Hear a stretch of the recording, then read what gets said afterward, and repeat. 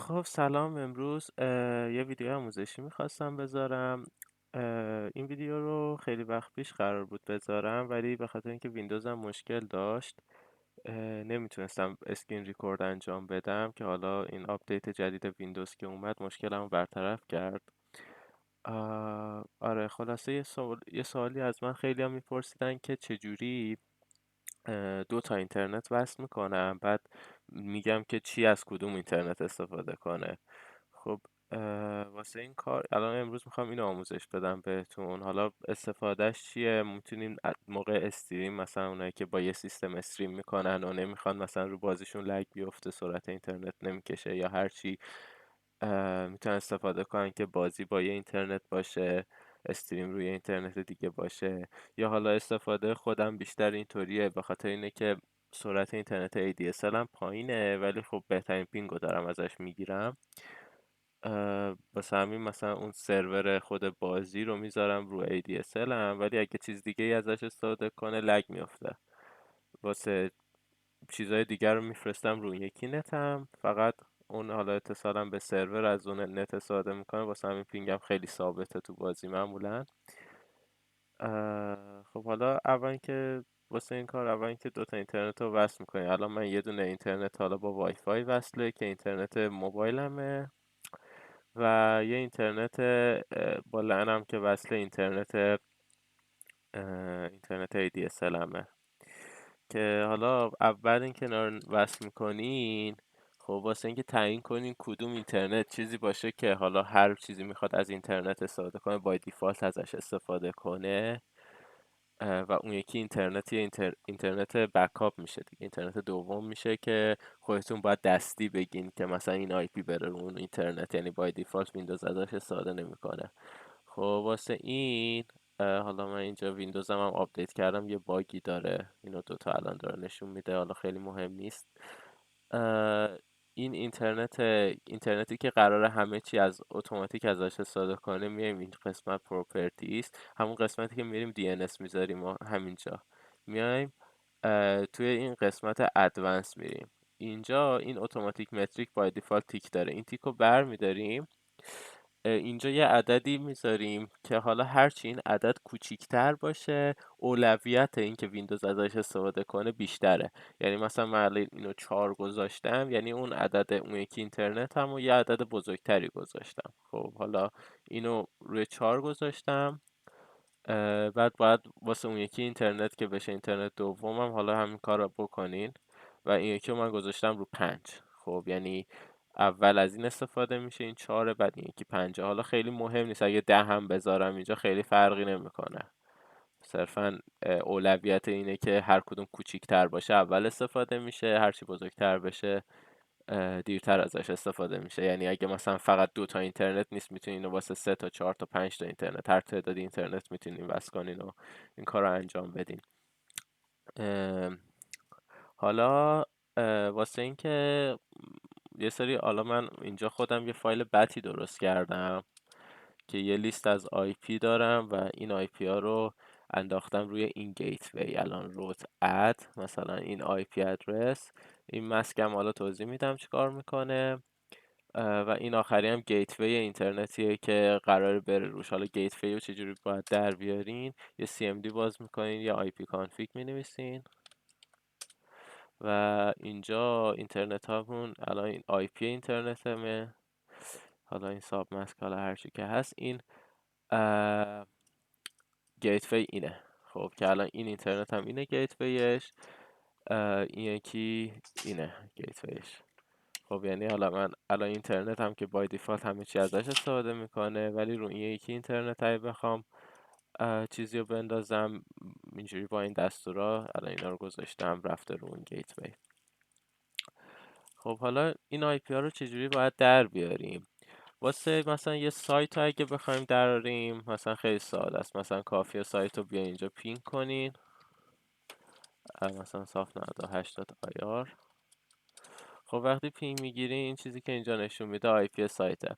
الان این داره از اون اینترنت موبایلم که پینگش نوسان داره استفاده میکنه. حالا اگه من مثلا این دستور رو تایپ کردنش یه ذره سخته کپیش کنم، یه CMD باید ادمینستریتور باز کنم، بعد این دستور رو بذارم. حالا جای این IP میام چیکار میکنم، این IP این سایت رو میذارم. خب IP اینو بذارم و اگه اینتر رو به محض اینکه بزنم این اپلای میشه. الان نگاه کنیم ببین پینگش رو 6 رفت روی اون یکی اینترنتم. و حالا واسه پاک کردنش هم به همین ترتیب به جای این اده اینجا دیلیت بزنیم، حذف میشه، دوباره برمیگرده همون جایی که بود. خب حالا این آی پی ها واسه سایت این شکلی راحت در میاد. حالا واسه گیم چجوری درش میارم؟ من این ریسورس مانیتور استفاده میکنم. حالا من این پایین پینش دارم ولی کافیه این دستور RESMON رو بنویسین، بازش کنین. روی همین تب نتورک اگه بیاین، حالا من بذار یه بازی مثلا ولورانت رو باز کنم. الان یه خوردم طول میکشه باز بشه. ولورانت رو باز میکنم بهتون نشون میدم که چه شکلی باید آی پی سروراشو در بیاریم. حالا واسه همه گیما میشه، حالا ممکنه ساختار هر گیمی فرق کنه. مثلا ولورانت اینطوریه که یه سری آی پی مثلا در حد 5 6 تا داره و هر سروری رو شما بخواید وصل بشین از اون آی پی استفاده میکنه. ولی مثلا یه گیم دیگه ممکنه مستقیم به بلاک آی پیش وصل کنه. مثلا اکثر گیم ها اصلا این کارو میکنن و یه بلاک آی پی دارن که یه دونه آی پی نیست دیگه، یه مثلا شامل شاید مثلا 1,000,000 آی پی ادرس میشه یهو. و حالا اون مسکه اینجا به درد میخوره که بگم کلا مثلا این رنج آی پی رو، راجع به این دارم حرف میزنم و این که گفتم بعدا توضیح میدم، این به درد میخوره واسه اینکه بگم که من کل مثلا یه رنج آی پی از اینجا تا اینجا رو مثلا میخوام بندازم به اون یکی اینترنتم که حالا میبینیم چجوری میشه ازش استفاده کرد. این گیم باز بشه. دلیل اینکه حالا من دو تا این بیشتر لگ میندازه، مثلا ولورانت این VGC ونگاردش هر از چنگایی یهو میاد با یه ضربی میاد از اینترنت استفاده میکنه. خب من ADSL هم سرعت دانلودش کلا 200-300 کیلوبایته، عملا یه جوری لگ میفته که پینگ تا 600 میره. خود این حالا ولورانت من اینجا تیکشو میزنم که فقط آی پی های مربوط به ولورانت رو نشون بده. این آی پی ادرس عجیب غریبی که اینجا هست به خاطر DNS الکتروه. حالا بای دیفالت مثلا یه آی پی 104 داد مثلا یه عددی رو داره، حالا مهم نیست خیلی. واسه اینکه به این آی پی مثلا هر سرورش رو دراریم، کاری که میکنی مثلا روی اون سرور مورد نظرتون، حالا من کاستوم گیم استارت میکنم. خب حالا به هر روشی برین داخل اون سرور بازی، سروری که میخواین آی پیشو درارین. حالا من اول همین دبی ها مثلا بذارم استانبول رو بذارم. این سرور رو باز میکنیم. وقتی لود بشه اینجا یه آی پی میاد که میبینیم که سرعت ریسیوش صفره ولی سرعت سندش بالاست. دلیلش هم اینه که از کانکشن UDP استفاده میکنه و عملا سند و ریسیو همزمان انجام نمیشه، روی دو تا لاین کلا مستقل از هم انجام میشه. الان این آی پی که میبینین داره میاد بالا اینجا یواش یواش، این همون آی پیه که الان گیم داره ازش استفاده میکنه. اینجا این آی پی همینجوری هی سرعت استفادهش داره میره بالاتر. این آی پی رو من الان به دست آوردم. خب خیلی راحت بود چون مستقیم خود آی پی رو نوشت. حالا مثلا شما میتونید یه فایل اینجوری درست کنین، بنویسین مثلا روت اد مثلا این آی پی ادرس که باشه 162.249.72.1.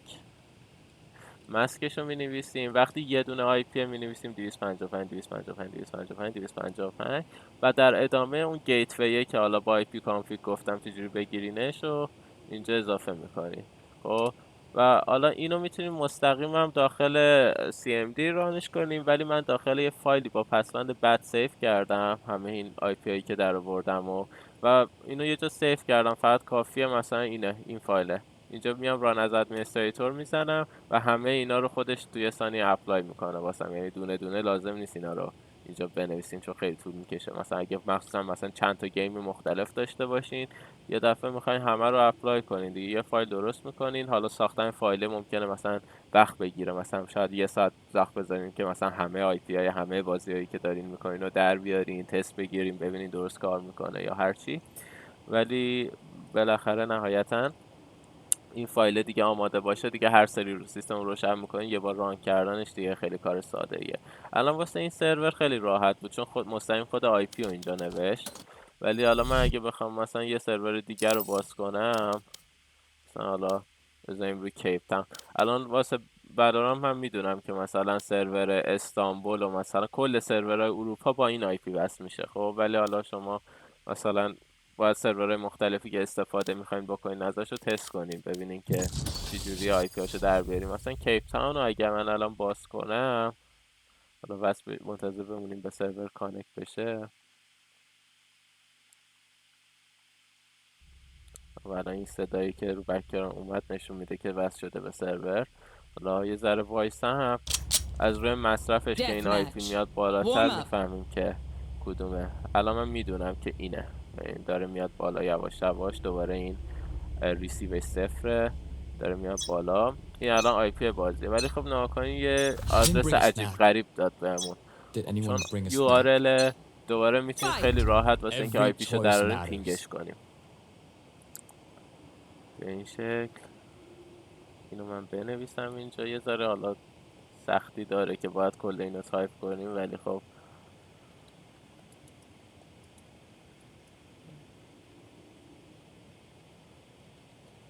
خب الان این آی پیه که واسه این سروره. این آی پی واسه این سروره. الان آی پیش به این شکل در اومد. میتونیم دوباره بیایم اینجا داخل فایتمون، حالا این آی پی رو اینجا اضافه کنیم و همینجوری آی پی های مختلف رو در میاریم و اینجا اضافه میکنیم و بعدش این فایل رو با پسوند بعد سیو میکنیم. حالا من نوتپد پلاس پلاس دارم استفاده میکنم، هر تکست ادیتوری داشته باشیم میشه دیگه. حالا نوتپد خود ویندوز مثلا باشه، من نوتپد خود ویندوز رو ندارم ولی خب آره این شکلی واسه بازی مختلف دونه دونه میتونیم برین سروراش آی پی هاشو در بیارین. حالا ولورانت خوبیش اینه که یه دونه آی پی واسه مثلا هر چند تا سرورش حتی یه دونه آی پی داره. واسه همین کلا 5 6 تا آی پیه. ولی مثلا ممکنه روی یه گیم دیگه اینطوری نباشه، مثلا چه میدونم اکثر گیم ها یعنی اینطوری نیست. برای گیم های ریوته که این روش استفاده کرده. مثلا داخل فورتنایت مثلا یا بازی دیگه، اکثرا بازی ها از سرورهای آمازون استفاده میکنن. مثلا من یه همچین چیزی دارم واسه اینکه کل مثلا سرورهای میدلیست رو بندازم روی، مثلا یه همچین چیزی دارم. حالا این خیلی کلیه، مثلا الان ناکنین 2 به توان هر کدوم از اینا 8 2 به توان 24 تا آی پی الان این یه دونه دستور، یعنی 2 به توان 24 تا. خیلی عدد بزرگی عملا و ممکن شامل خیلی چیزهای دیگه ای که رفتی به گیم نداره بشه. ولی خب خیلی من روش ریز نشدم که دقیقا آی پیشو درارم. ولی حالا میتونی این یکی عدد دومش هم به دست بیاریم واسه گیمتون، مثلا 15 داد فلانه. ولی خب معمولا چون تعداد آی پی های زیاده دیگه من خیلی ریز نمیشم روش.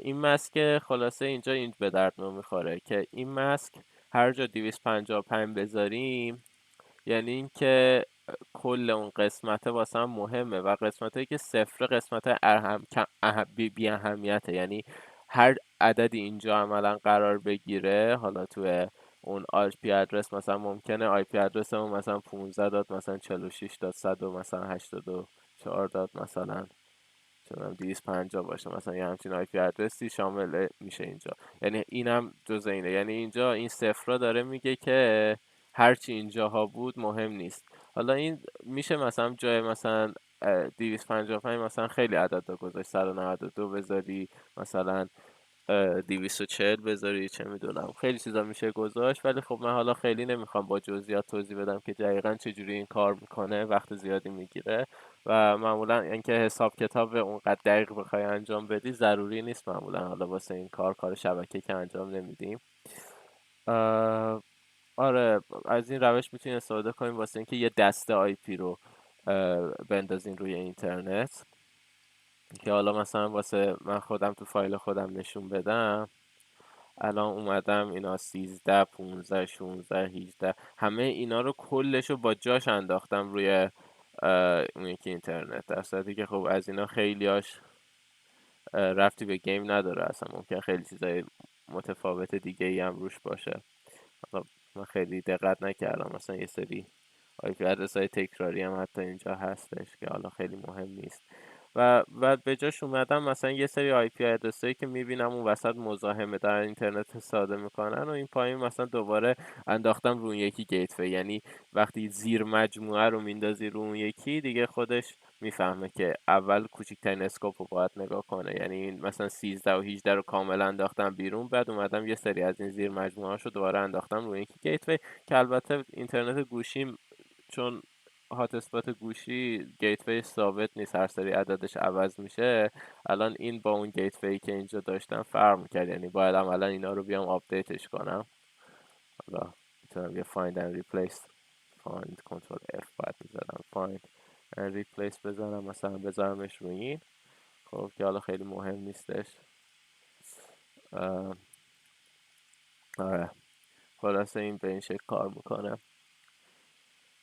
دیگه نمیدونم، فکر میکنم تقریبا همه چی رو توضیح دادم. حالا از این روش میتونین خیلی جا استفاده کنیم، مثلا واسه کسایی که استریم میکنن یا مثل من سرعت نتی دارن که سرعتش خیلی پایینه، یا حتی اگه رو سیستمتون ثابت وی پی ان وصله میتونین از همچین روشی استفاده کنین. چون مثلا وی پی ان میاد کلا شامل میشه اینترنتتون رو، ولی خب مثلا میتونیم بگین که من مثلا فلان آی پیم نمیخواد از این وی پی ان رد بشه. مثلا یه سری سایت های ایرانی که با وی پی ان بالا نمیاد و میتونین اینجوری آی پی هاشو در بیارین.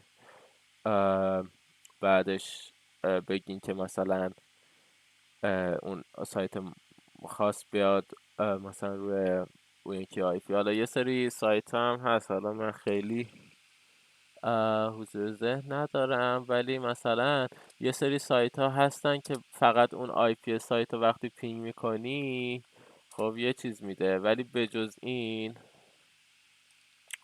حالا کسایی که میخوان واسه مثلا وی پی ان و اینا استفاده کنن این نکته رو دارم میگم. مثلا الان آی پی این maj.shuttle.ir اینه، منتها ممکنه این سایت خودش یه سری آی پی ادرس های دیگه هم تو خودش کال کنه. اینجا روی قسمت نتورکش بیاین مثلا میبینیم که اینجا این آدرس هم داره استفاده میشه ازش. خب مثلا چیه، داره لوگو میخونه از روش، یا مثلا حالا خیلی اینجا چیز خاصی نیست، ولی ممکنه مثلا اون سایت رو این کار بکنیم ببینیم بازم بالا نمیاد، یعنی با اینکه چیز کردین دلیلش اینه که اون سایت داره یه آی پی دیگه یه داره استفاده میکنه داخلش واسه لود کردنش. مثلا اون سایت هایی که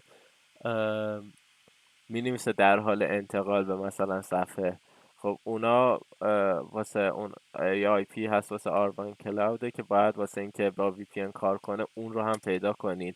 مثلا الان این سایت داره از این آدرس هم استفاده میکنه، هرچند یه لوگو خیلی مهم نیست، ولی مثلا اگه وی پی ان باشه ممکنه حالا یکی از این آدرس هایی که اینجا داره ازش استفاده میکنه هم با یه آی پی دیگه اینم لازم باشه که اضافه کنین. که خواستم این نکته هم بگم که شاید گفتم به دردتون بخوره. دیگه فکر نمی کنم چیزی مونده باشه. حالا نمیدونم کامل باز توضیح دادم یا چیزی رو از قلم انداختم، ولی هر سوالی داشتین تو کامنت ها بپرسین، هر موقع سرم خلوت بشه تو اولین فرصت که بتونم جواب میدم همیشه. آره دیگه همین، امیدوارم به دردتون خورده باشه. خدا نگهدار.